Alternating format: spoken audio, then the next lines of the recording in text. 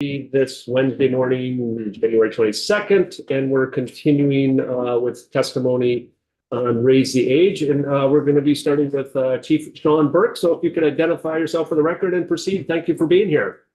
Thank you so much, Chair. Good morning to honored members of House Judiciary, and best of luck on the new session. My name is Sean Burke. I do hold the privilege of serving as the Chief of Police in the city of South Burlington. I also serve on the executive board for the Vermont Association of Chiefs of Police. Just a little bit of context, I've served in municipal policing in Vermont for the last 30 years, having started my career in Woodstock PD for a couple of years, did 2 decades in Burlington, and I've been the chief here in South Burlington for just over the last 6 years. And I appreciate the opportunity to weigh in on the Raise the Age conversation. Excellent, thank you. Of course. So I did take the opportunity to review some of the testimony from yesterday, which was helpful in informing what I think are the salient points from a municipal police leader's perspective on this. And, first and foremost, it is not the objective of any municipal police chief doing, their job on part of their community to have a system of justice that is focused on incarceration. But what we do see going on in our communities are lack of effective interventions for those that are treatment, service resistant, or otherwise just opposed to changing their behavior.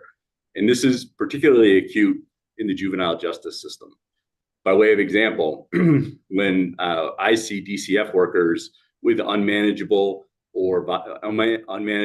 youth, CHINS cases, or delinquency cases, which are probation violations in the family court, sitting in police department lobbies because there's no place to go with these adolescents, we've failed as a system. A police department lobby does nothing to shield the juvenile's identity. It does nothing to provide dignity to that worker or the juvenile, and it's not advancing any sense of justice. One opportunity that I will seize upon here is, and it's a conversation for a future meeting, I'm certain, is we're missing an opportunity with pre-charge work. We desperately need the funding to operate our community justice centers so people that are willing to accept responsibility for their actions sit down with community leaders, sit down with affected parties from crime, and come to terms with a contract to change their behavior moving forward and completely avoid the criminal legal system. We desperately need that as practitioners. The family court system is woefully under-resourced in terms of people that are resistant to changing their behavior. There is zero backstop. And when you talk to some of these adolescents that are involved with criminal activity, and they unfortunately have made it to the point where they're already on probation, there's no incentive for them to change their behavior. They know this all goes away when they turn 18. And what we do see, and not in a way to suggest that this is, involving like cascading violent crime effects, but what we do see is an escalation of criminal behavior. So these are the kids that are then out as 18 and 19-year-olds picking up simple assaults, and there's no intervention for them. There's no incentive to change their behavior. And we've failed as a system. We're starting to see it acutely in the criminal legal system for adults. There's no backstop for people that just refuse to abide by conditions of release. There's no, really conditions of release, violation of probation. If the person is not incentivized to change their behavior, there's no backstop. This is still the same system that serves the population well if they're willing to accept some degree of responsibility. But we need a system that addresses both, right? People that come in, say, you know what, I made a mistake, I want to change, I want to accept this resource, I want to pay my penance, and I want to move forward. As opposed to the population that is just throwing caution to the wind. I have no interest in changing my behavior. And until the system does something to me adversely, I'm not going to do so. And that's where we're failing right now. That's where the criminal legal system is failing. So, having said that, I will just share with you a real recent example of how this is playing out with juveniles. A couple of weeks ago, you probably saw in the headlines, there was an incident involving a group of juveniles that were involved in a shooting in St. Albans and Middlebury, same group of juveniles. Some of these people that were involved in this have been involved here in South Burlington with law enforcement interventions, trying to figure out why they won't change their behavior. They won't go to school. They're not listening to their parents. Some are on the DCF caseload, but there's no incentive. They know nothing is going to happen. So now we as a system are allowing them to escalate this criminal behavior to where we're having gunfire incidents in 2 separate counties. So what I really need the committee to think about is, what does the backstop need to look like?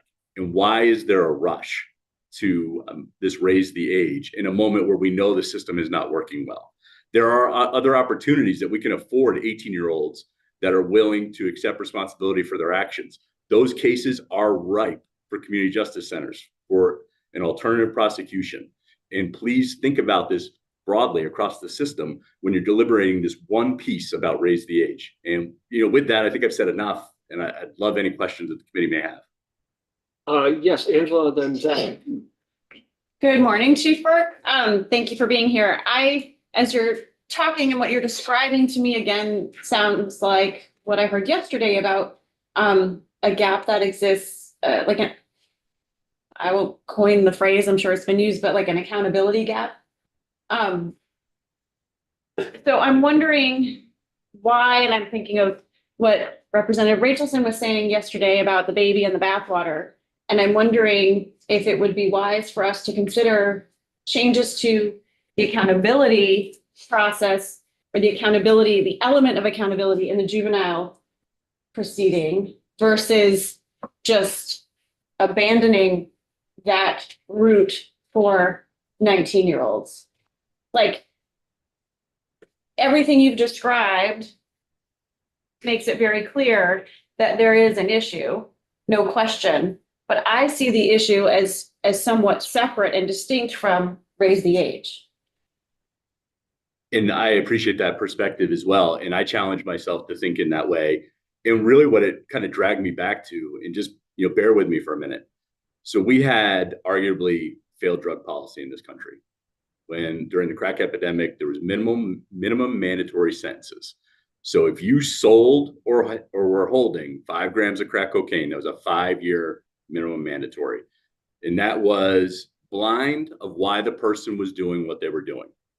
And I'm afraid that we're going down a similar path, but on a different highway, where we're looking for a one size fits all. And this situation is far too complex for that. And what I'm really kind of trying to urge you to think about is the entire ecosystem that we're thinking about. Now, to your point, anyone that is willing to take responsibility for their actions should be afforded an opportunity for a restorative practice. We should bake it into our system. We have seen tremendous outcomes here in South Burlington with our community justice center.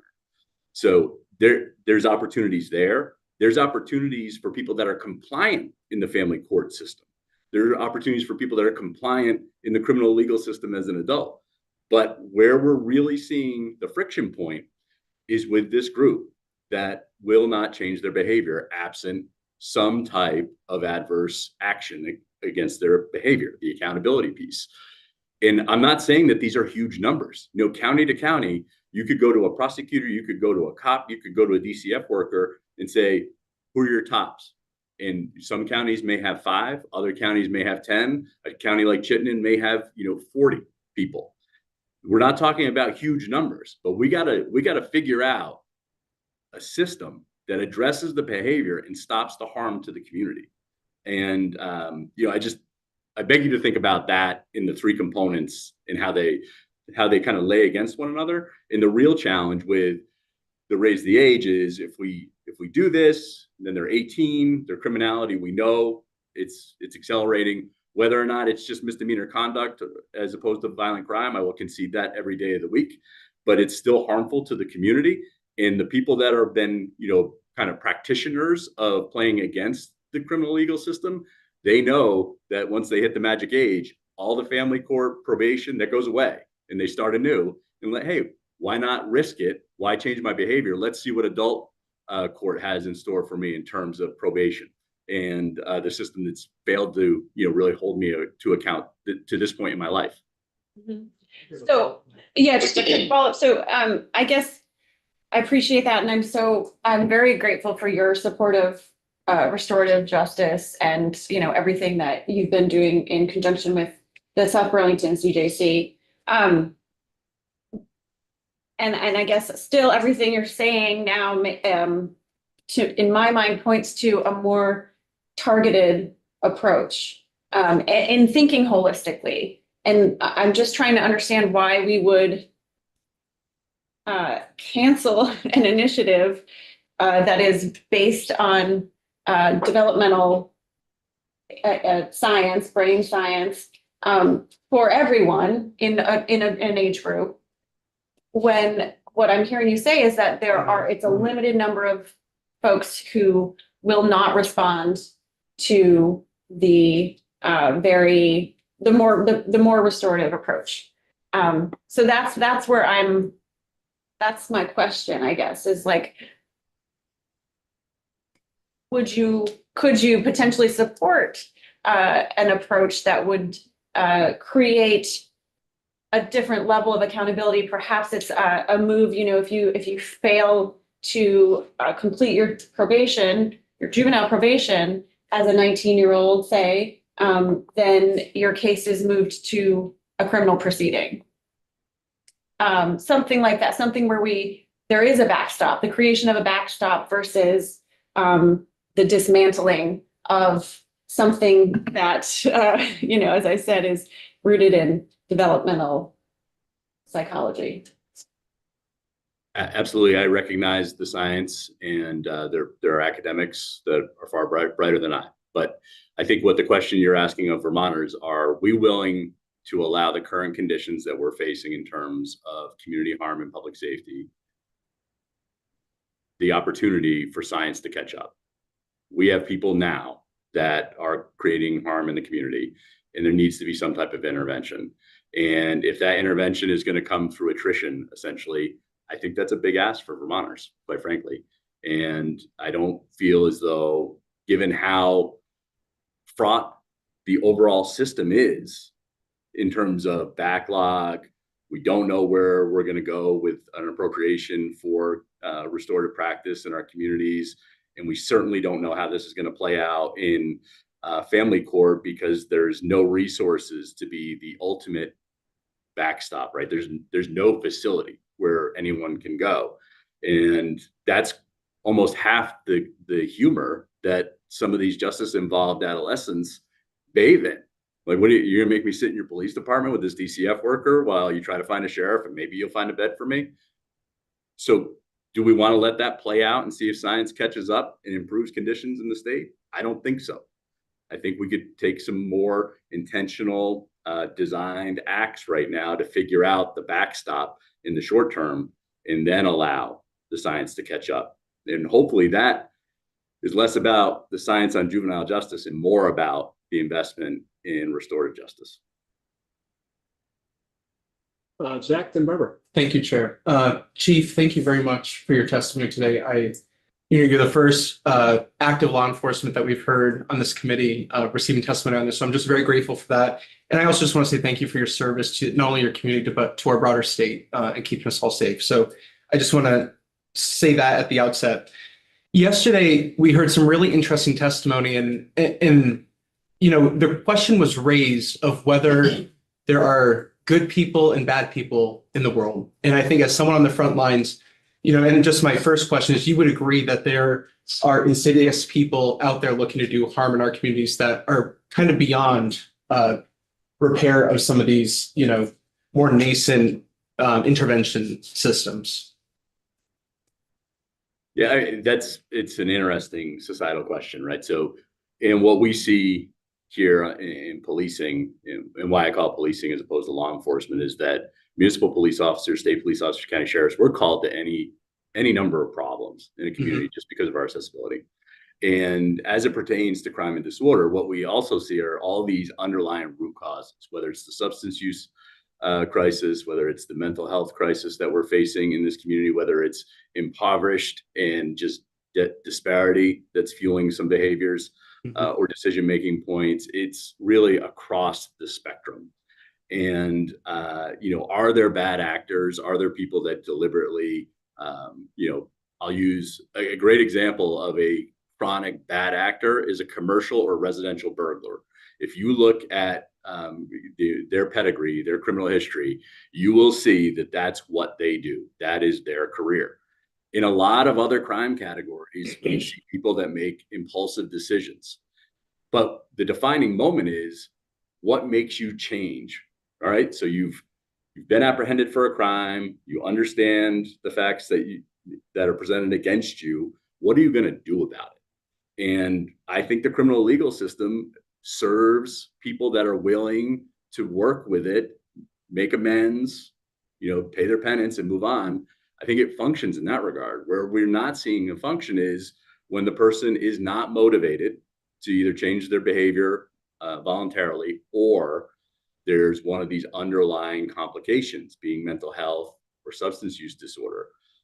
Those are really challenging areas. You'll see, there's no shortage of headlines about people that have been arrested X number of times.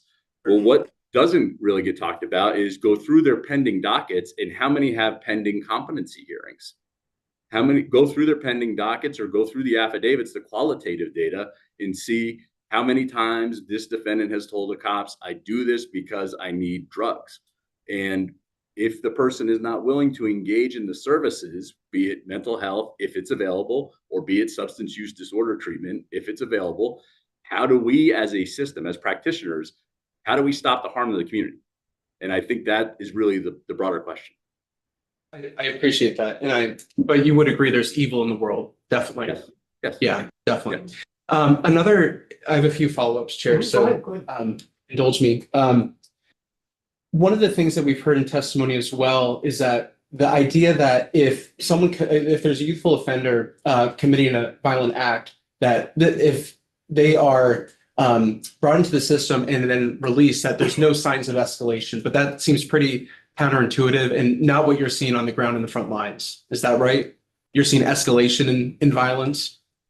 So, I think there's examples of that escalation that you point to, but I don't think there's any one predictable model, right? Okay. It's, what I see that's more troubling is the persistent misdemeanor conduct, because Sure. that, it cuts society in a different way, not in a way that's always in the headlines. And it tends to embolden, the kids that I've known now, especially here in Chittenden County, started as kids, now are adults, some almost as old as me, that really didn't change their behavior. Yeah, it's just the cycle. Another piece of testimony that we heard is that a lot of these individuals that are apprehended are completely unaware of what happens when they turn 18 and the way the system works. But from the testimony that you're providing, it seems like a lot of these offenders are pretty keenly aware of what's going on and the advantages that they have of when they turn 18. Again, that's individual. So I will say, early in my career in Burlington, I served in the Old North End. I was a B cop there for a long time, and best experience of my professional life, I think. But, kids that are raised in families where their parents were justice involved, their uncles are justice involved, they learn. It's a trade, and they learn the game. And right now we see the same game being played out, that, folks know that there's no room on trial dockets for misdemeanors or really property crime, because prosecutors and courts are overwhelmed with the violent felonies that they have to try. So why change my behavior? The plea agreement's only going to get better. They're not going to lock me up, and I'll roll the bones. Now, again, that's for the population that's already justice involved, right? So they exist. That's how they think. And we need a backstop to change that behavior, to stop community harm. I hope that we can get to a spot with, again, and I'm going to harp on this, through investment in community justice center and restorative justice, that we'll see people coming to a table on a first offense, hearing from community about how their impulsive decision negatively impacted the community, hearing from the crime victim on how that decision or act negatively impacted them, and really digging deep and changing their behavior and becoming just an upstanding member of society. That's the hope, right? Yeah, absolutely. And my last question, and I'm going to wrap here, is, oftentimes a lot of the crime that we're seeing, right, I think is happening maybe in the inner cities of Burlington, South Burlington, Rutland, and oftentimes I don't think people have the full apprehension or the idea of the gravity of the situation until it comes to their front doors. So I'm curious, some of the most affluent neighborhoods in our entire state are in the Burlington area. I'm wondering if you're starting to see this crime trickle out to some of the wealthier, more affluent suburbs that you're policing.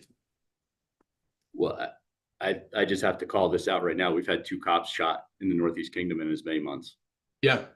This is everywhere, right? There's a problem. And in terms of where we see, crime, like, police departments, no jurisdictions, Right. people involved in criminal activity, they don't really worry about where the lines are. They look for the opportunities. So again, I can't say that aside from what we're experiencing in the retail sector here in South Burlington in terms of retail theft, huge numbers of reported incidents, double digit increases there. The stolen car phenomenon, which is not about stolen cars, it's about using that car in the commission of other acts. Yeah. And theft overall, particularly theft from motor vehicles. And that's what we're seeing. I think that's universal in the state. But I will say that I think that corners of this state in terms of drugs and gun violence are seeing things that are, per capita, maybe even a little bit more stark than what we're seeing here in Chittenden County. When I talk to colleagues in Bennington, St. Johnsbury, and other places, there's some real public safety challenges. Yeah, sadly, I think we're in the early innings of this. So thank you for all the answers there. And Cheryl, you'll back. Barbara and then Karen. Hello, Chief Burke. Great to see you. So Great. I'm hoping we can sort of pick your brain of your very rich service in law enforcement. So I'm wondering, when you talk about backstops, if you can share with us backstops in the past that have worked, like when you have seen kids go off to Woodside, did that make a difference? When you see 19-year-olds that do get incarcerated, when they returned, how has that gone? Is that the type of backstop you mean, or do we need a different? I so appreciate what you painted for us about the law enforcement office lobby, and that is not the right setting. But I would love to just sort of benefit from your experience on backstop. No, I mean, it's a great question. Smart one to ask, actually. I mean, I think, unfortunately, we've learned some really tragic lessons about what those systems looked like then. I know that kids didn't want to go to Woodside, and I always thought it was just because it was incarceration. I didn't realize what was going on. And in terms of what we see with folks that come out of the jail setting is a kind of a mixed bag. I mean, some people, it's just a way of life. If they've been in the system for a while, they go in, they're with their friends, they're hanging out, they're doing what they got to do, and then they come out. Again, like, they're not really inclined to change their behavior, but I think we've missed the opportunity way earlier in life in terms of having them understand the broader negative implications of their decisions. What backstop should look like today is we have to have something, right? We have to have some type of incarcerated sentence, setting. But, I think maybe some of the conversations around what Department of Corrections is thinking in terms of what does a new women's prison look like? What does a more therapeutic environment look like? I mean, I think that's information worth gathering. I think probably the same could be said for if we were ever going to have some type of meaningful forensics facility for mental health. I don't necessarily think have any expertise in what those settings need to look like. I just know that something needs to exist. We have to have a stop point. Otherwise, we can't prevent some of this harm that we know is going to occur in our communities. And one last question for you, which is, I lived in the New North End my first 13 years in Vermont, and the new or the old? New North End. Okay. The New North End. And I don't know if you said the New North End or the Old North End earlier. Old North End. Okay. Anyway, and I'm a social worker and have worked with a bunch of organizations over the years. So I'm wondering from where you sit in law enforcement in both of the departments you worked in. I mean, there were some kids, in my kids' classes that I worked with in different, that were what might be what some of my colleagues here would have written off as like, this is a bad kid.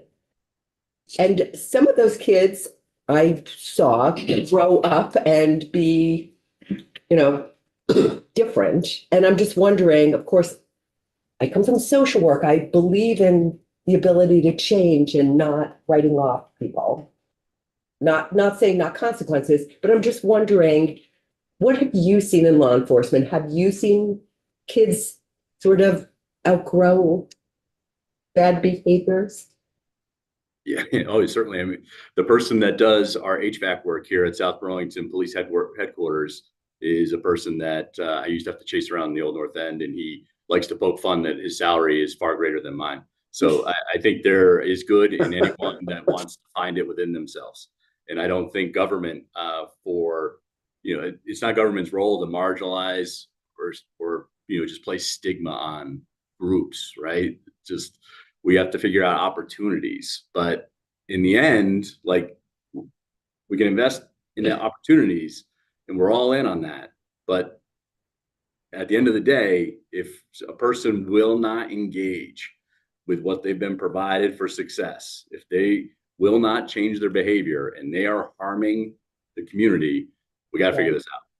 Absolutely. Thank you. Thank you.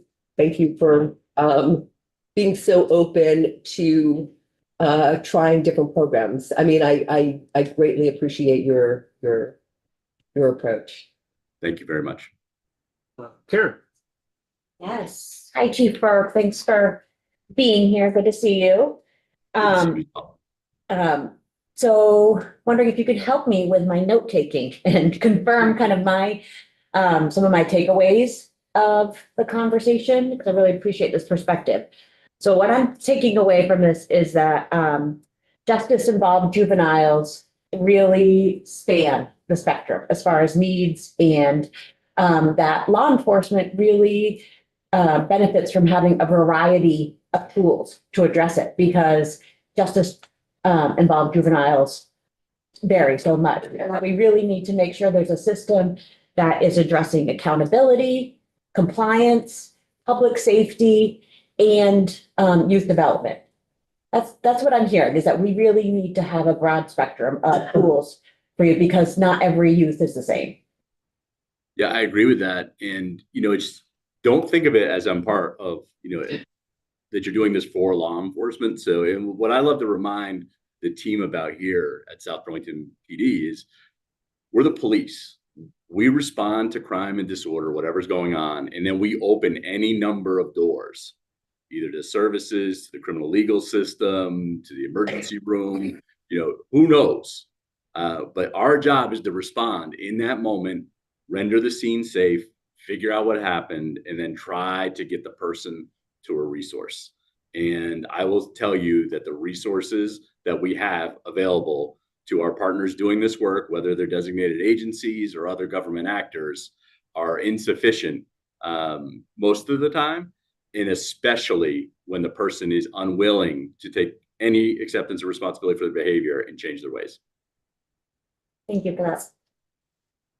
So I have a couple questions as well. So thinking a little more theoretical, maybe, that our criminal justice system has multiple purposes: deterrence, rehabilitation, one that we haven't really talked about so much, incapacitation. And we want to have all those kind of as part of the tools to depending on the situation. Certainly for the juveniles, I understand we want to rehabilitate as much as we can, because catch them early and hopefully get them on the right path. But that doesn't always work. And you're telling us there are the individuals who will not engage. Sticking with the juveniles initially, then I'll talk a little bit or ask you a question about the about adults.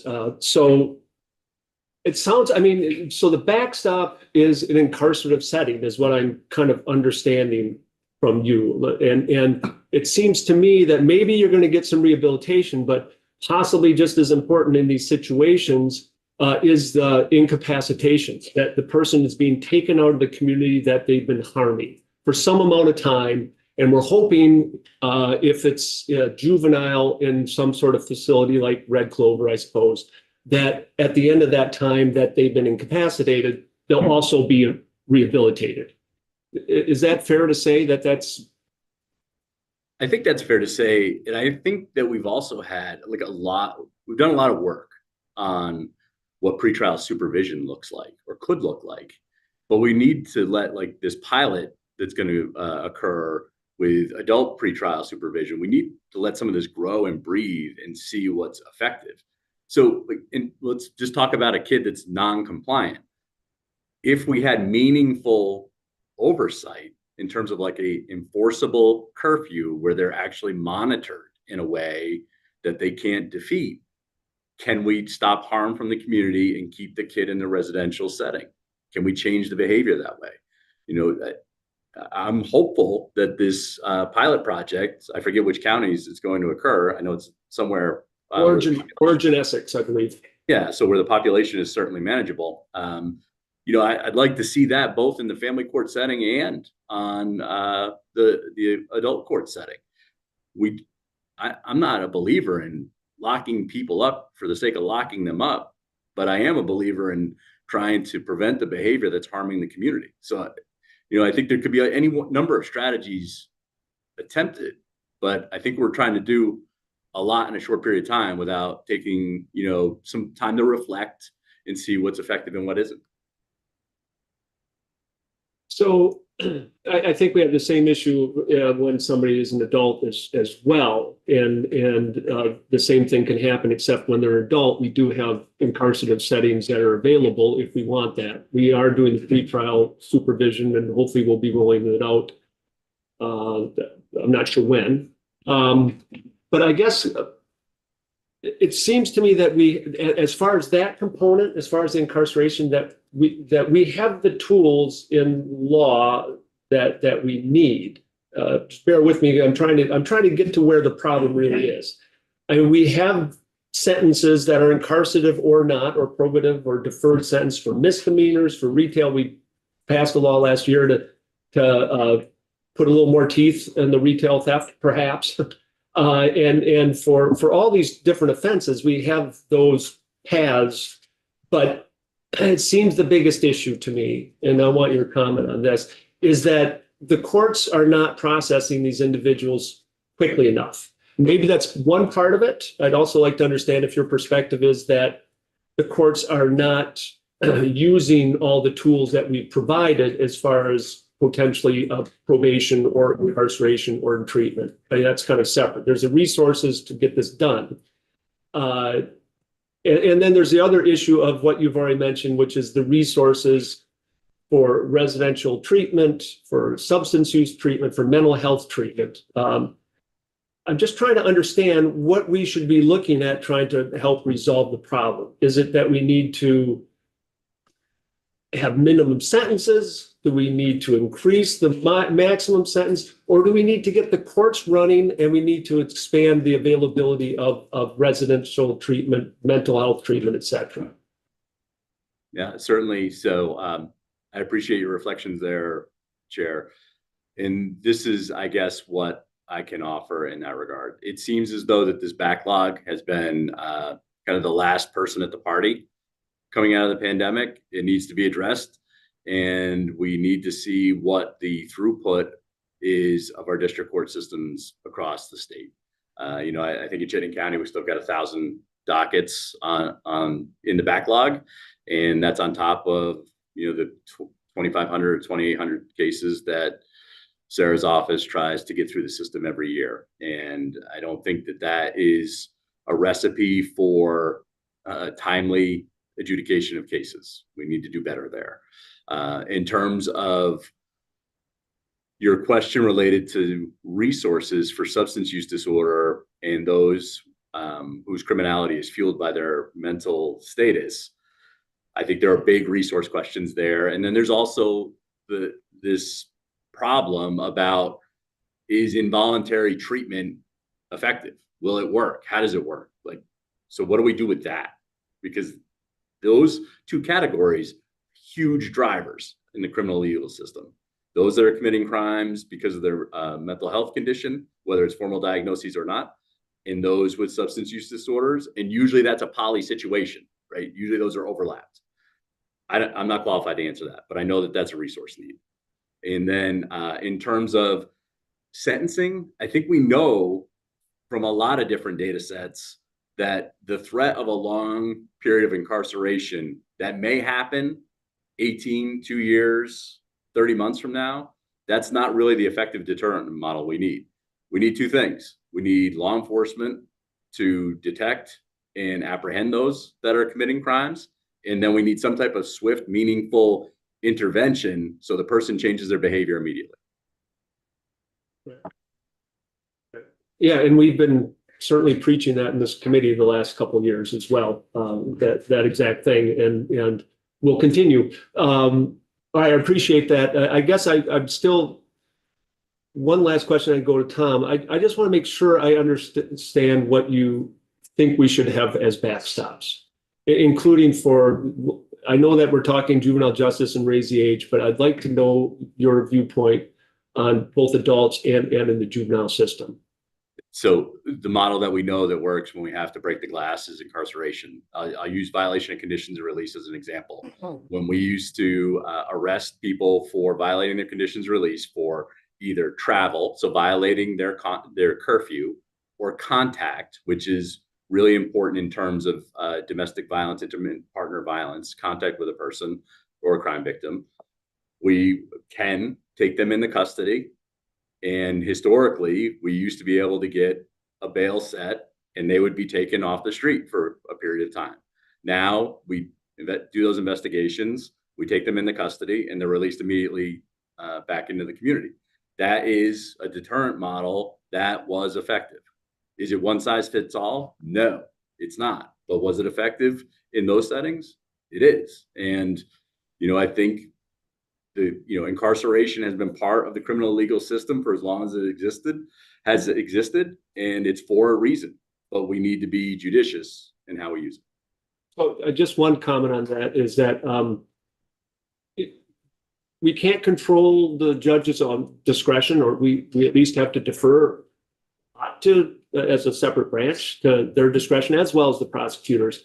But I do understand the law that we enacted this past year related to bail has been used from by some judges to do just what you're saying. That we've made it so individuals who are violating conditions of release, that is an elevated, though not only, factor in the risk of flight analysis. And also we've gotten rid of, for most of these people, it is repeat offense. So the $200 cap is also no longer applying. And I do know that there are judges in some counties who are doing exactly what you just said in those situations. I just don't know that it's statewide, and that's discretion of both prosecutors and the courts. I just wanted to make that comment just to be clear that I think we have provided the tool. We can look at it again and we can keep on tinkering with it, but that is a tool that is now more open, I think, for judges. I agree, Chair, and thank you for highlighting that. And we do need to respect the separation of power in that regard. And I think the judges are kind of in a tough spot. And I hope that once the backlog has been addressed and the dockets overall are more manageable, that they can be really thoughtful, defendant by defendant, on what solution is needed in order to stop the harm and get the person kind of situated to a better path in life if they're so willing. Tom. Morning, Chief. How are you, sir? I'm well. How are you? Perfect. I'm trying to envision some of this in my head here, and what I sort of see is really good. I'm with you on pre-charge, community justice, things like that. However, you see as well as I do, and every county is not the same, and some are probably more efficient. Different ones have different theories on how to handle prosecution. And then we look at backlog. I see pre-charge as a good off-ramp for some folks to catch them and help them instead of continually send piles of misdemeanor cases into the same courthouse, making the backlog bigger and seeing the same disposition sheets you see where there's no cases are dismissed over and over and over and over again. We're not addressing the behavior, obviously. So pre-charge could be very helpful in this instance. However, I also worry about folks that utilize pre-charge or diversion. And if we don't, you know how adaptive some of these folks can be. If we don't limit the number of bites to the apple, they may learn how to utilize that system to their advantage. Do you have any thoughts on that? Yeah, I do actually. So I think the important element in restorative justice is the crime victim gets voice. So think about all these misdemeanors, and the crime victim isn't offered an opportunity in the criminal legal system to go make a victim impact statement in person generally, right? It's just the system doesn't provide for that. So I think the restorative justice practice actually is better in serving to heal the harm, give the crime victim voice, give the community voice, but it requires the person to accept their behavior. Now, is it important that we, have sealed records so we know kind of what a person has been up to and evaluate, again, on an individual basis, not through like sweeping system change, where a person should be directed because they're not changing their behavior? Yes, I think we need that. And as practitioners, we need to be constantly evaluating that and talking with our restorative justice practitioners and consulting with the prosecutor's office and actually bringing the whole system to bear in order to stop the harm to the community.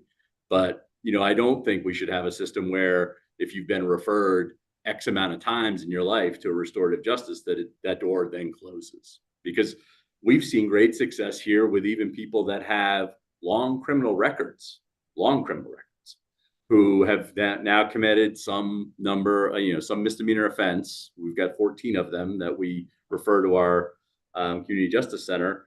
As long as they're willing to take responsibility and complete their contract, I think a person can have that bite. And the beauty of the pre-charge that I see of it is it can work from the bottom of the age scale right up through anybody, any adult. And if they fulfill their contract, they fulfill their contract, and it's a good thing. But if they don't, they can be caught by whatever system they're in. Correct? Yeah, absolutely. And I think in terms of the contracts, I laugh when people say it's a slap on the wrist. They're doing a heck of a lot more work to satisfy that contract than paying a nominal fine at the district court office and then walking out in the street with no supervision. Similar to work crew is more valuable to us than just putting somebody in jail. You could make them work and do something pretty extraneous for a misdemeanor versus spend 2 weeks in jail. And again, it was like accountability, and in some ways it's workforce development, right? I will, just because you brought up work crew, early in my Burlington career, I lived across the street from a cemetery, and a lot of the misdemeanor cases that arrests I would make, I would end up walking out my front door being heckled by people from the cemetery doing work crew. Well, we're working on getting that back. Yes. So it's not quite back the way we want it, but we're working on that. So I did have just one final question. I've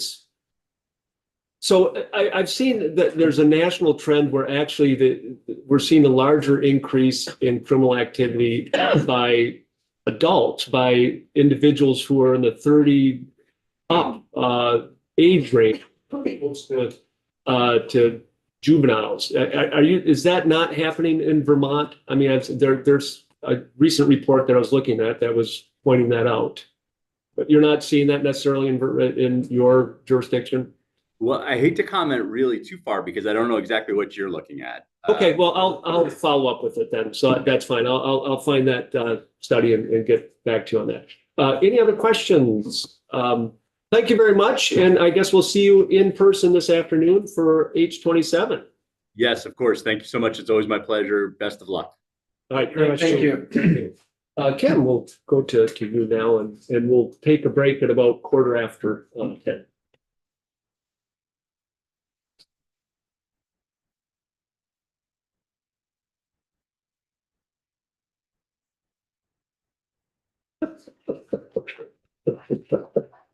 Yeah. I learned at night. Oh,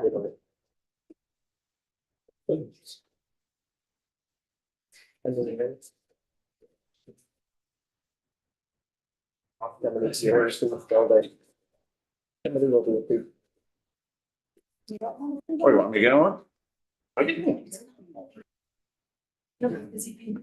After break, I'll get your chocolate. Other day. Well, you understand. Thank you.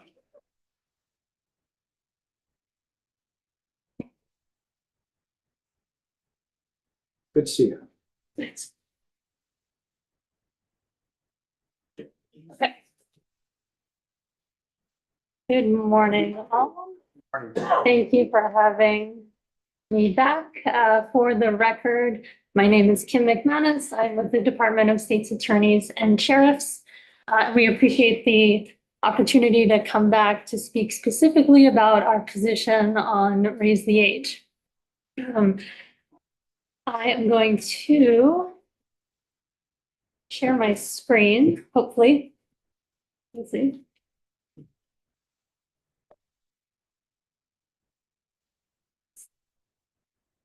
Sorry, Nate, you said it would be so easy. You assured me. It just takes me a second to find all the, there we go. One that's great that says share.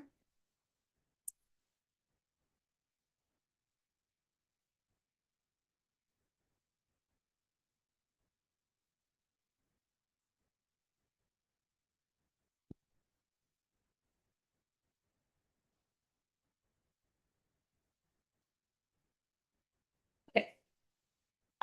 Amazing. All right. So this will be no surprise to this committee. For those of you who listened to me last week, represent the department's sort of overall.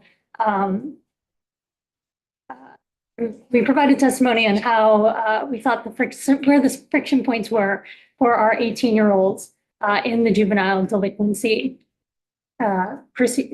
process. Based on the feedback that we have received from the field, from our prosecutors who exclusively or primarily oversee our juvenile cases, which include our delinquencies and youthful offender cases, the department opposes the rollout of phase 2 of Raise the Age this April.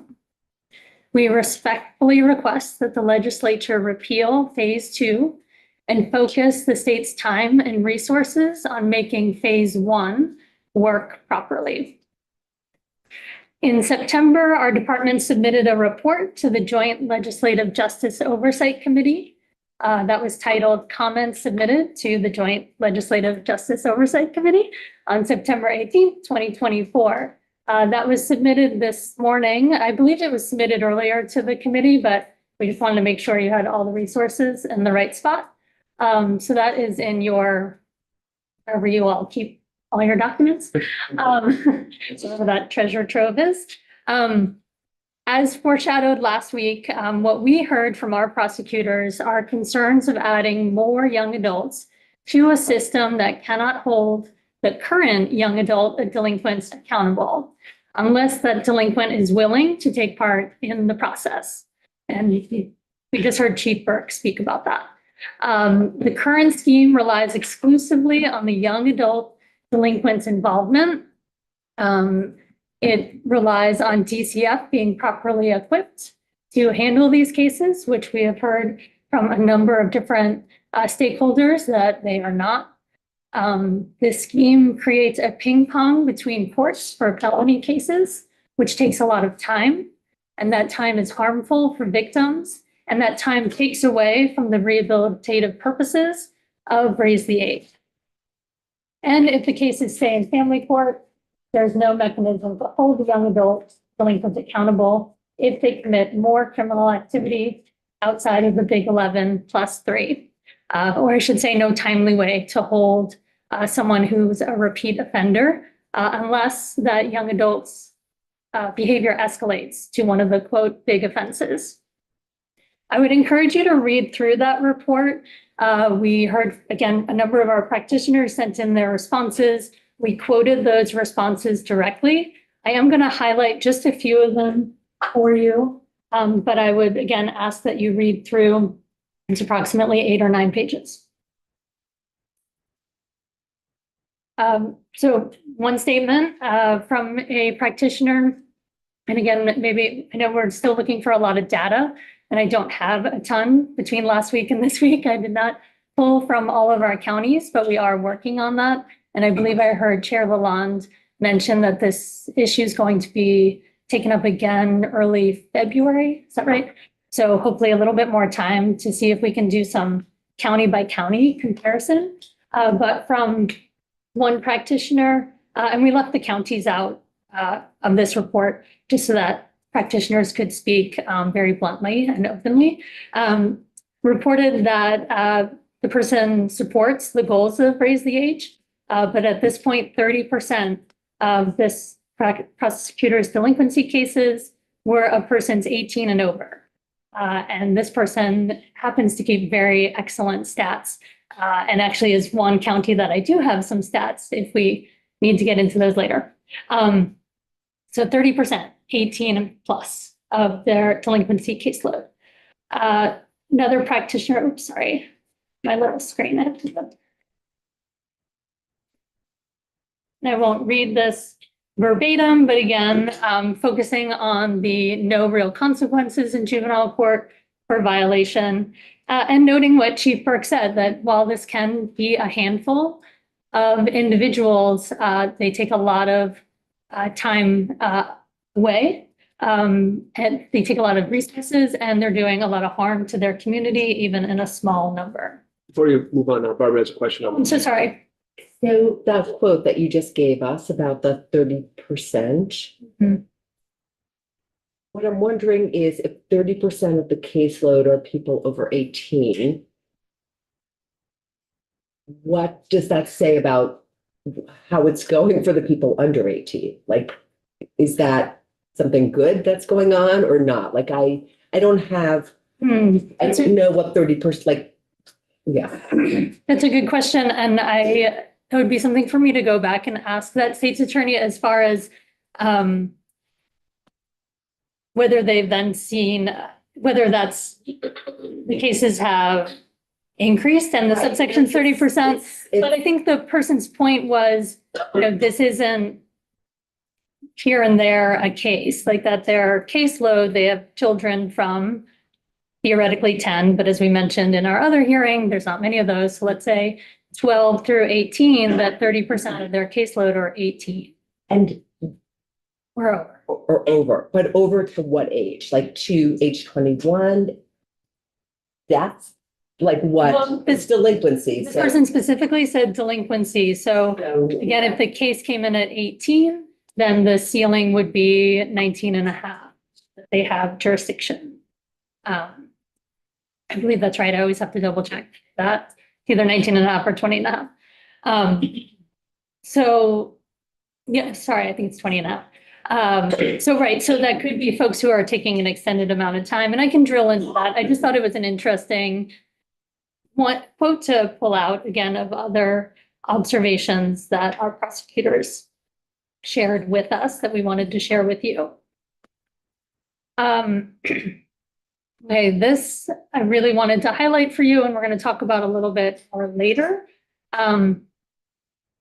For our felony cases, the cases that are not the big 11 plus 3, and we're going to remind all of ourselves what those cases are in a bit.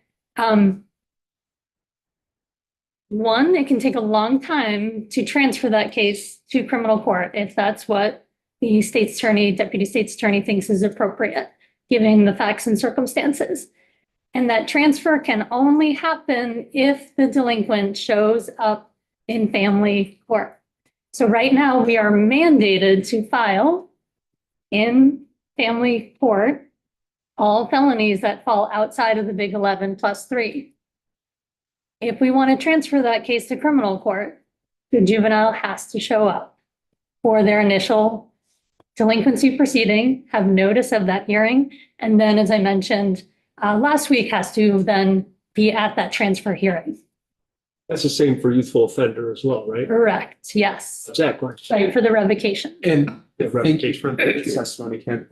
On the barometer of likely to unlikely of that offender showing up to this hearing, I mean, likely, unlikely. I mean, it absolutely Highly depends. improbable. You know, and it depends, when we talked about last week, you know, the young adults who have support, who have, Sure. you know, That adults who are, right, helping that prefrontal cortex, who are giving that like additional, like, hey, we need to deal with this, right? Those are the young adults who are more than likely going to show up, right? They have folks in their lives who are saying like that there's repercussions.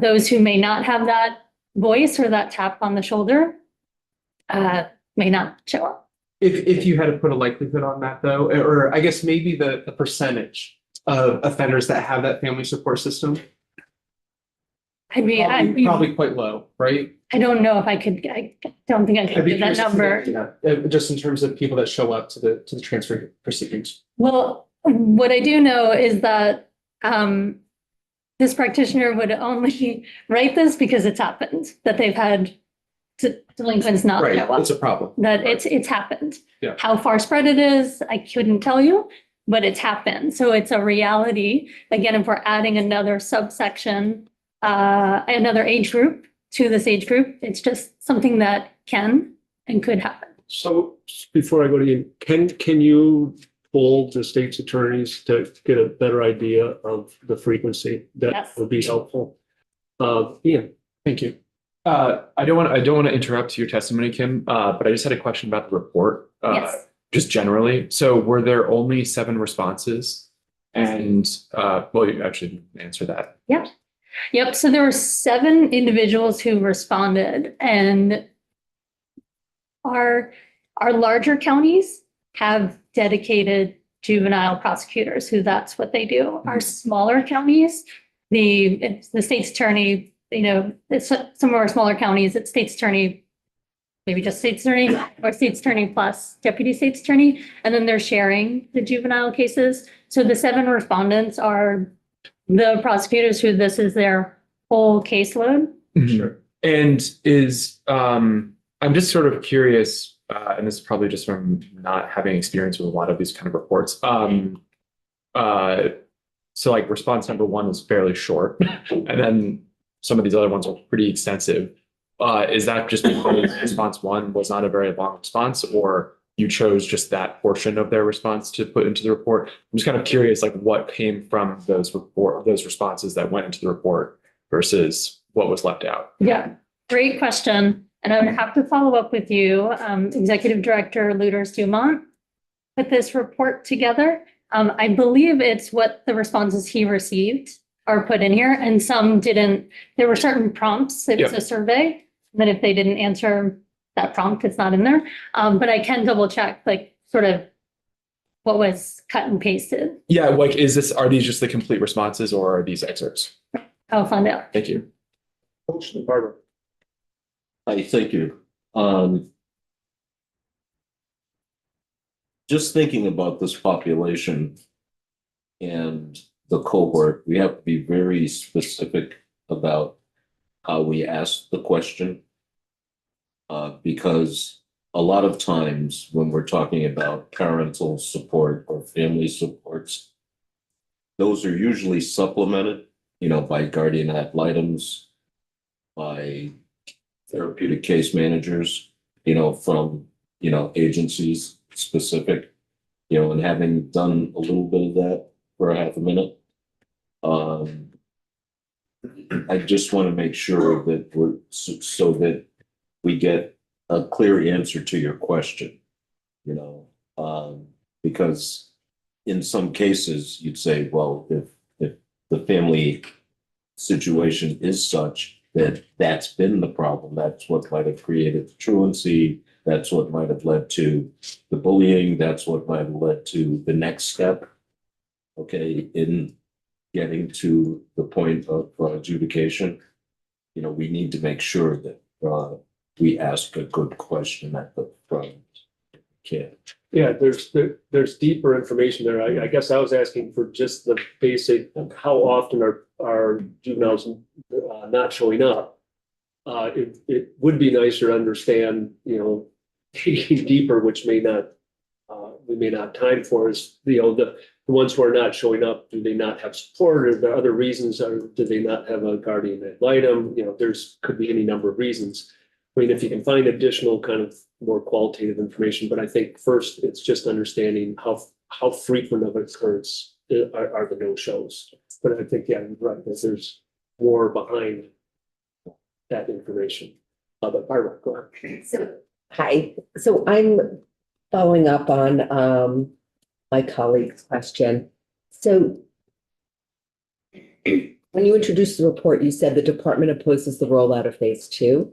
And you cited this report, but this report is 7 out of 14 counties. Is that right? It's half of the state attorney offices. So it's half of the state attorneys support this. Is that right? No, 7 attorneys submitted to the survey. So we not regularly, but when we wish to pull in information, we'll send this out to all of our attorneys. And like any survey, some people answer, some people don't. We took this information, and then the executive director with the executive committee of state's attorneys with this information and other feedback that we had that is not in this report, decided as a department that this is the position of the department. And that went to a vote to all 14 state attorneys to vote on? No, that was the executive committee made that decision. So to your point, some state's attorneys may differ in their opinion on raise the age, but the department representing the state's attorneys and sheriffs, our position is that we wish to repeal phase 2. Is it possible for us to get input from the 7 counties that didn't submit so that we can get a fuller picture and not just a report of, and because the executive committee is 6, 5. Okay. And they're voted on by, they're voted into by the other state's attorneys. They I represent. understand that, but sometimes I know, like it's always helpful, you know, for all of us to be checking with our state attorneys, and sometimes we hear really different things than something that was presented as the state attorneys agreed to this. And so knowing, you know, 10 out of 14 support this, like, I don't know why all the state attorneys don't vote. But I guess that's that, but just knowing when we're getting information, and I know you wanted people to be able to freely give comments, but it's hard to know which counties are they, which counties aren't, like it makes me want to check it with my state attorney, and maybe that's what the intention is that we should all just check with our state attorneys. But then I think about the people that don't have state rep on this committee and how to. Well, and again, just to back up a moment, we wanted to give you direct voices from those who are, these are the only cases they work on. Right. Right. So, and I appreciate it's not representative of every deputy state's attorney or state's attorney. But that was the primary purpose. But the department took that information and at the executive committee level decided on this position. But I hear what you're saying, and I can ask for more information. And well, especially because we have looked so much at geographic justice and what that means. And so the counties that only have attorneys that are working on it full time is a very different picture of us doing right by every Vermont kid and community. And that just makes it harder for us to do our job. So thank you. I will try before we meet again. So just a comment, so it's the Department of State's attorneys, there are 5 executive directors. It's like they're elected by the rest of the state's attorneys and they represent the department. That doesn't, we should always, when we hear from the department, understand that that may not reflect every single, these are 14 hats that need to be heard. Understand? There are very different viewpoints. I will note though, and whether I agree with everything that our Chittenden County State's Attorney does or does not do, and I have agreements and disagreements with her, that she represents a quarter of the population of Vermont and is not on the executive committee. And so I'm not sure that it's Bennington, Northeast Kingdom, Franklin County, Wyndham. Wyndham and Rutland. Wyndham and Rutland. So Windsor's also not, so there are different state's attorneys out there that are not necessarily on the executive committee. So I just want to have that put out there as well.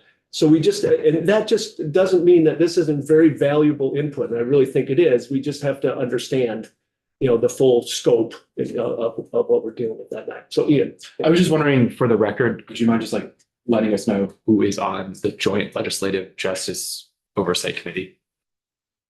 I think that would be. On the executive committee for Or on the executive, I guess that's what. That's what I just went over, the county. Oh, okay. Wyndham, Rutland, Franklin, and I'm missing one. Is Right. Wyndham's not. And there's is it Caledonia? Not Caledonia, no, Essex. Orleans. Orleans. Horizontal. Right. Yeah, and I have to, I have to keep reminding myself again. Oh, okay. I guess I didn't realize. But yours is on So, and we should all be reaching out to state's attorneys. Your own state's attorney certainly is always a good person to touch base with. But we do really rely on the Department of State's attorneys to as much as they can. And they will tell us, and they will come in, and they have in the past, to say, we can't take a position on this. We're too far with everybody having such different opinions. So that's happened where they've not been able to take a position on a particular legislation or a bill that we've had in the past. So, yeah, exactly. Just on this topic, should we assume that there wasn't unanimous support for the report in the position of the because all 14 are included on the executive committee? I wouldn't necessarily assume that, but I also can't say the opposite. I was not actually in the room when those conversations happened. That was before I came on. So I can't answer that, unfortunately. Just real quick, so there were 7 state's attorneys that responded to the survey. Not necessarily the state's attorneys, 7 of our prosecutors who their caseload is either only or primarily juvenile justice matters. So we have, Counties so that, responded? I believe so. Okay. So our counties that have, now I can go back and break this down a little further.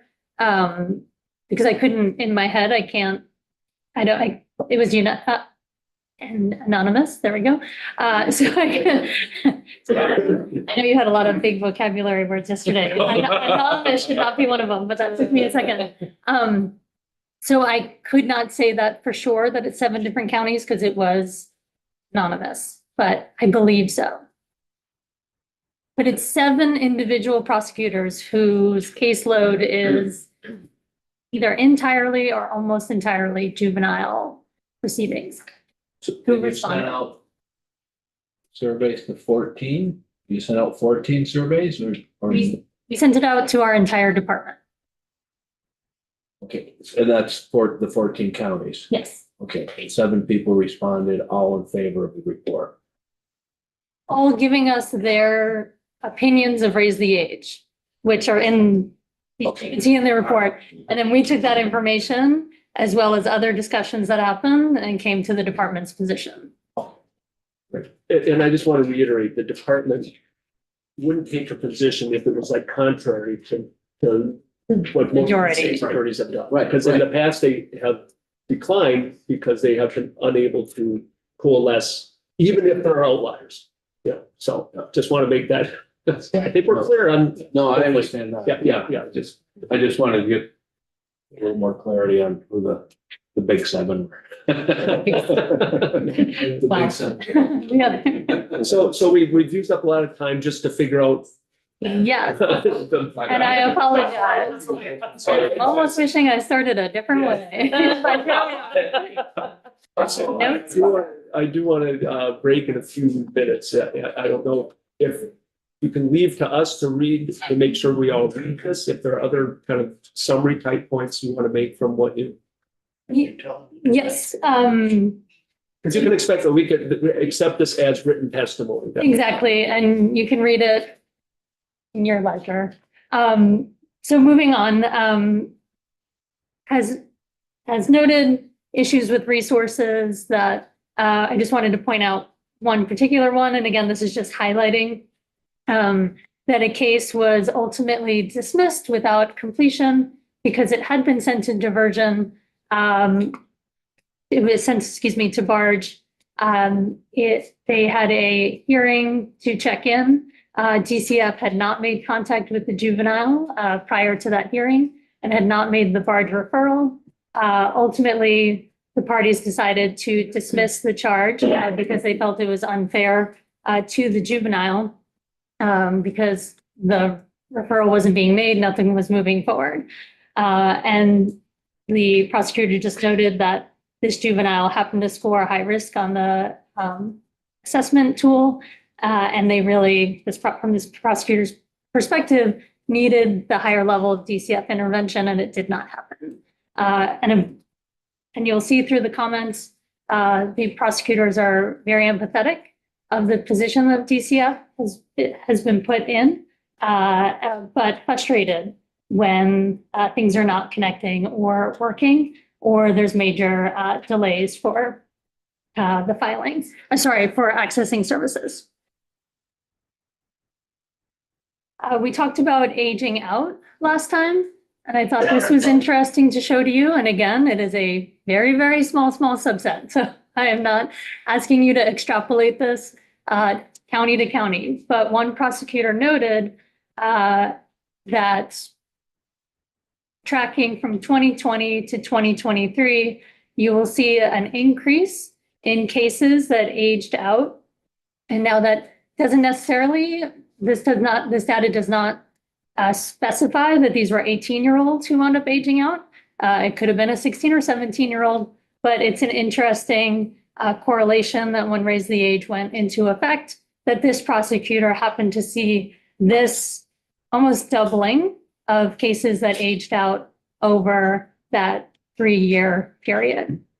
So in 2020 had 0 cases age out. In 21, 2 cases aged out, again, without resolution. These were not successful cases. The court just lost jurisdiction of these individuals. 2022, 4 cases with a pending arrest warrant, and 2023, 8 cases. And we'll follow up with this particular prosecutor. Again, this was information gathered in September. So this prosecutor had not pulled their 2024 information yet. A couple questions on that slide. But I think it's important. So when somebody ages out, their juvenile records are not expunged, correct? They're not expunged or sealed if they age out because it's been unsuccessful. That is not my understanding. All right, so that's something that probably, Yeah. okay, because my next question is that keeping track of the individuals who have aged out, what was their trajectory after they aged out? It would be really interesting to find out what the recidivism rate was. I mean, and I think that helps because this is an issue we need to try to figure out whatever we do with Raise the Age. So, all right, appreciate it. Yeah, and so we touched on this last week, but I did want to highlight the aging out issue, and I think this committee heard that loud and clear. And I will submit this slide deck after. Just didn't know what we would get to, so I just wanted to do a little cleanup after, but I will submit it. There are 2 examples provided of aging out. This is a delinquent case, and you can see that there was a failure in between diversion and then coming back to the court. So the case never came back in time and then the child aged out. And then one of the Representative Goodnow had asked for more details on the youth offender example from last week. And so there was time theoretically to work with this young offender, 19 years old when the charge came in, was accepted into YO about 3 months later. So a good showing of process there, relatively short amount of time. 20 years old at disposition, and then had 2 violations of probation filed. Essentially, the person took off, wound up being picked up in another state, and because of youthful offender, I could utilize an arrest warrant, came back to the state, was released, and then never appeared again. And is aged out 22 with that arrest warrant pending. So there's one important thing I do want to touch on, and I don't know if you want to break and have me talk about it. Yeah, we'll break and then have you back for a few minutes. Cliffhanger. Okay. Thank I really don't want to rush through it because it is, again, an important reminder before we move. Yeah,